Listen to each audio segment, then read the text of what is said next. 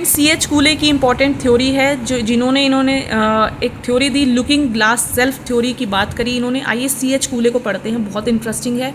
MEd के point of view से भी ये थ्योरी पूछी जाती है और सोशियोलॉजी जिनके पास है सब्जेक्ट के तौर पे उन स्टूडेंट्स के लिए भी इंपॉर्टेंट है। तो ये एक सोशियोलॉजिस्ट थे जिनका जन्म 1864 में हुआ।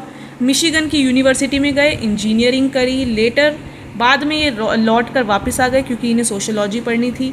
1918 में इन्होंने प्रेसिडेंट बने, किसके, अमेरिकन सोशल एसोसिएशन के प्रेसिडेंट के रूप में काम करा और बहुत ज़्यादा फेमस थे अपनी लुकिंग सेल्फ ग्लास थ्योरी की वजह से जो इन्होंने 1902 में दी।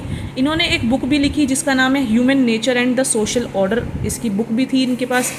लुकिंग ग्लास सेल्फ थ्योरी क्या बात करती है तो वो समझते हैं। वो बताती है about that to understand ourselves. तो लुकिंग ग्लास सेल्फ थ्योरी, जैसा कि नाम से ही पता चल रहा है कि शीशे में खुद को देखना, तो ये थ्योरी बताती है कि हम खुद को समझें।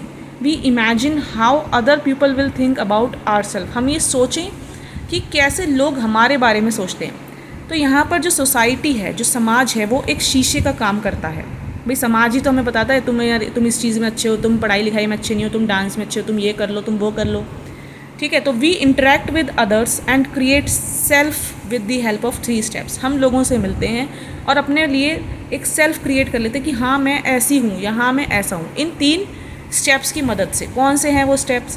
पहला step, we try to figure out who we think we are. हम ये सोचते हैं कि ये फिगर आउट कर लें कि हम जो सोचते हैं, who we think we are, हम कौन हैं, कौन है वो जो हम सोचते हैं, कौन है वो जो हम सोचते हैं, हु वी थिंक, जो हम सोचते हैं, वी आर, कौन है वो। वी ट्राई टू अंडरस्टैंड, दूसरा स्टेप होता है कि हम ये समझने की कोशिश करते हैं what other people think of अस, कि दूसरा इंसान मेरे बारे में क्या सोच रहा है। तीसरा स्टेप होता है कि हम चेंज करते हैं खुद को, we change ourselves based on what we think society think of अस।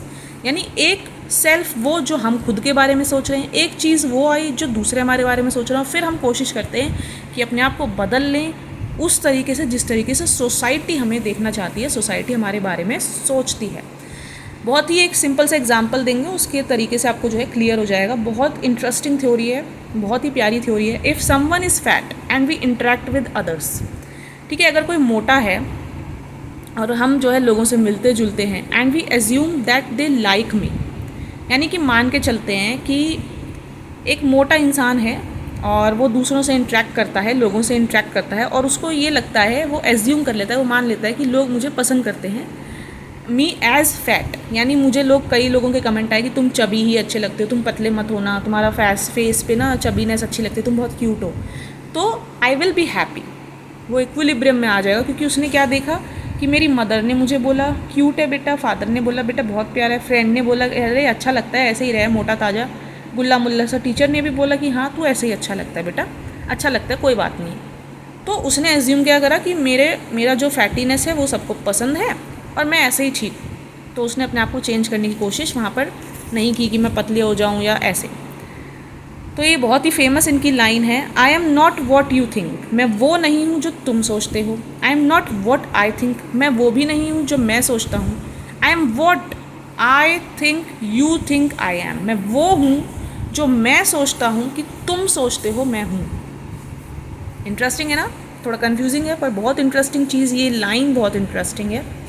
ठीक है फ्रेंड्स, तो ये है पूरा सी एच कूले का लुकिंग ग्लास सेल्फ थ्योरी। ये आपकी लाइफ में भी आपको हेल्प करेगी, रियल लाइफ से रिलेट आप इस चीज़ को कर सकते हो। तो ये हैं आपके लिए नोट्स जो आप एग्ज़ाम में थोड़ा सा और अपनी तरफ से एग्जैगरेट यानी बढ़ा चढ़ा कर लिख सकते हो। Okay friends, I hope so आपको ये वीडियो पसंद आया होगा। Bye bye, take care.